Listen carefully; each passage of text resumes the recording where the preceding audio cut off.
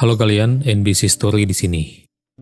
Konten ini NBC Story pikir sangat perlu kita pahami, karena keuangan rumah tangga merupakan salah satu hal yang paling penting dalam menopang hidup rumah tangga yang bahagia. Apalagi banyak rumah tangga hancur karena masalah keuangan rumah tangga yang salah sistem pengelolaannya. Mengatur keuangan rumah tangga bukan hal yang mudah, apalagi buat kalian yang memiliki sifat yang boros. Video ini sangat cocok buat kalian yang akan segera menikah, agar kalau sudah menikah, sudah memiliki petunjuk cara mengelola keuangan rumah tangga.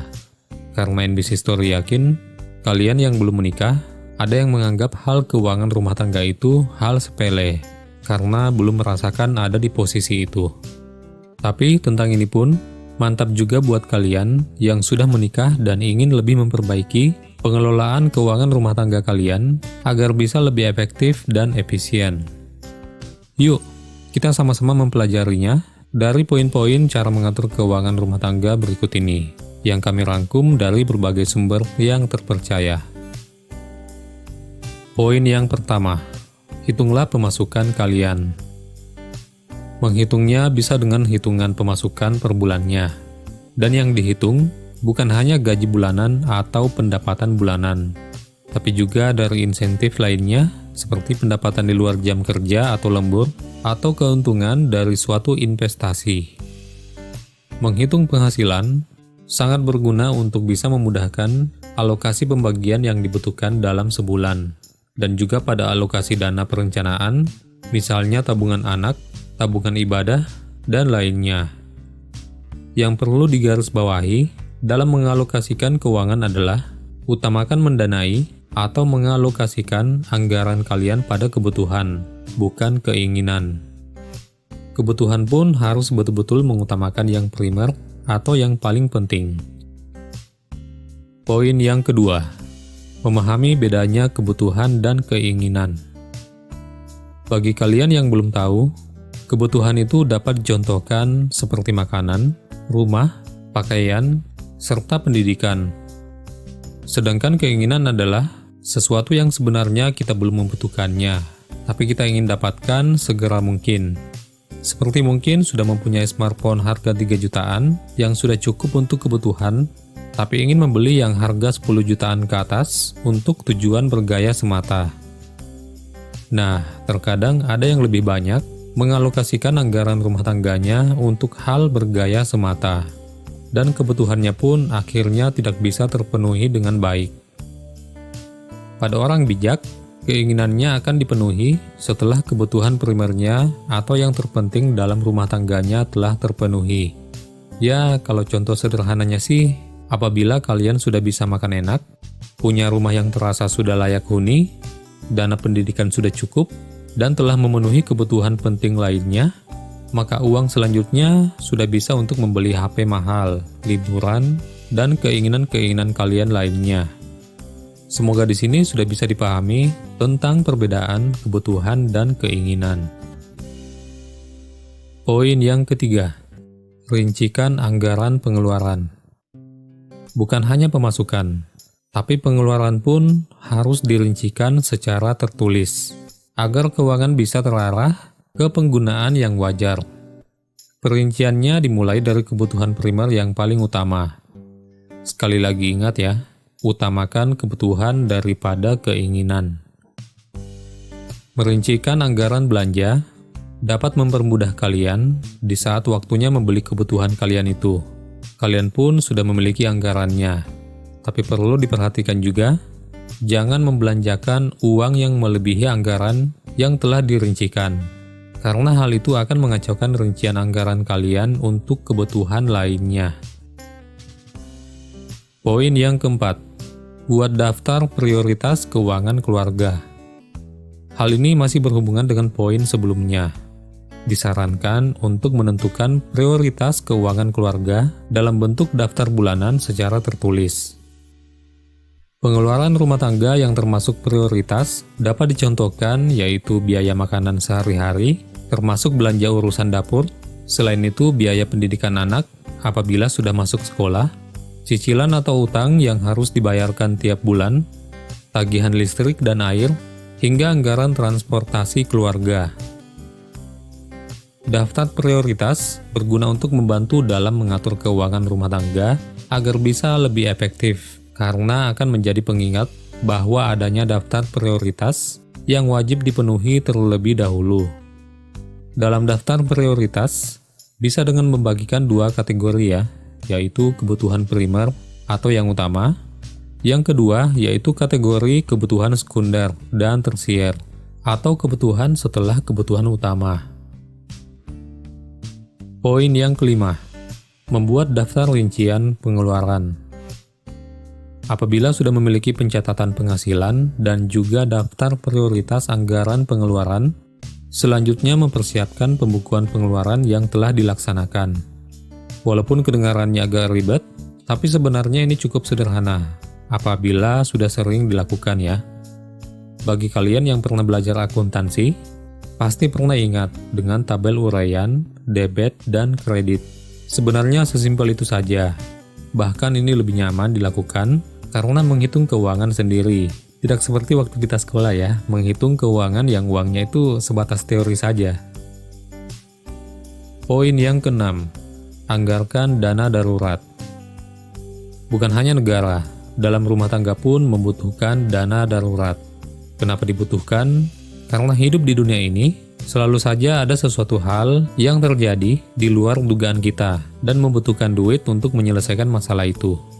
Sederhananya, kalian bisa memulai dengan menabung di celengan, tapi secara serius, kalian bisa dengan mengalokasikan dana khusus ya untuk darurat, dengan besaran mungkin sekitar 10 hingga 30% dari pendapatan bulanan kalian. Biasanya juga dana darurat ini juga bisa dengan menyisihkan dana tertentu, seperti dari kelebihan uang harian ya. Jumlahnya tidak harus banyak, akan tetapi bersifat konstan atau rutin, dan disiplin dalam penggunaannya, yaitu hanya untuk dalam keadaan darurat saja. Poin yang ketujuh, hindari rasio utang lebih 30% dari pemasukanmu.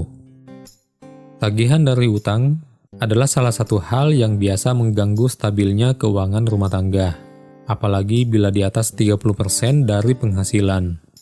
Disarankan sih jangan mengutang ya, namun apabila kalian harus tetap mengutang, maka disarankan jaga rasio utang kalian. Pastikanlah tidak lebih dari 30% dari pemasukan kalian atau penghasilan kalian. Karena kalau lebih dari 30%, biasanya keuangan kalian itu akan terganggu dan akhirnya meribetkan kehidupan rumah tangga kalian. Apalagi buat kalian yang utangnya itu ke rentenir yang bunganya itu cukup tinggi ya. Poin yang ke-8, siapkan tabungan, investasi, hingga asuransi. Dari ketiga dalam poin ini, hal termudah dan sederhana yang dilakukan yaitu menabung. Dan di zaman sekarang ini, menabung pada umumnya yaitu di bank ya. Boleh juga dengan cara tradisional yaitu menggunakan celengan.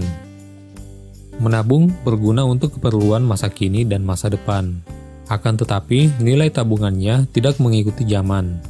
Misalnya menabung 1 juta di saat ini ya, itu terbilang tinggi. Tapi di masa depan, nilai 1 juta itu bisa jadi terbilang rendah. Makanya tabungan di bank biasanya hanya untuk kebutuhan masa kini. Nah, bedanya dengan investasi atau kegiatan penanaman modal baik berupa uang atau aset berharga. Walaupun ada investasi jangka pendek, tapi investasi biasanya diperuntukkan untuk investasi jangka panjang dan untuk menjamin hari tua. Salah satu contohnya adalah investasi properti, seperti membeli rumah 100 jutaan, di masa yang akan datang, harganya akan terus mengikuti zaman. Bahkan bisa jadi harganya meningkat tinggi bila lokasinya itu cukup strategis. Selain itu, bisa untuk menghasilkan dengan jalan menyewakannya ke orang lain, atau istilahnya dikontrakan ya. Sebenarnya banyak jenis-jenis investasi. Beberapa di antaranya yaitu investasi reksadana, investasi saham, investasi emas, dan obligasi. Selain tabungan dan investasi, asuransi pun juga termasuk cara mengatur keuangan rumah tangga. Dengan asuransi, kalian bisa terlindungi dan terbantukan dalam hal biaya sesuai asuransinya, seperti asuransi kesehatan. Poin yang ke-9, berhemat. Kenapa NBC Story memasukkan berhemat? Karena dengan berhemat, secara tidak sadar, kalian akan terbantukan dalam mengatur keuangan rumah tangga agar lebih efisien, seperti berhemat menggunakan listrik dan air, serta penghematan lainnya. Poin yang ke-10, gunakan kartu kredit dengan bijak. Bila kalian pengguna kartu kredit, maka disarankan menggunakannya sesuai daftar prioritas dan daftar pengeluaran lainnya. Gunakan promo semaksimal mungkin agar pengeluaran kalian bisa lebih hemat dari normal pemakaian kredit card. Intinya gunakan kartu kredit dengan bijak. Apabila kalian tidak mampu mengontrol penggunaan kartu kredit, maka disarankan hentikan dengan segera penggunaan kartu kredit. Karena biasanya juga pertengkaran rumah tangga itu terjadi karena hutang kartu kredit. Poin yang ke-11, audit pengeluaran secara berkala. Disarankan lakukan audit bulanan dengan melakukan evaluasi keuangan rumah tangga. Audit berguna untuk mengetahui permasalahan yang ada, seperti adanya kebutuhan mendadak yang tidak bisa kalian hindari, sehingga harus dilakukan penyesuaian anggaran rumah tangga, sehingga dibutuhkan anggaran perubahan. Nah, disinilah sebenarnya fungsi dari dana darurat atau tabungan yang ada, untuk menghandle pengeluaran yang tidak disangka-sangka.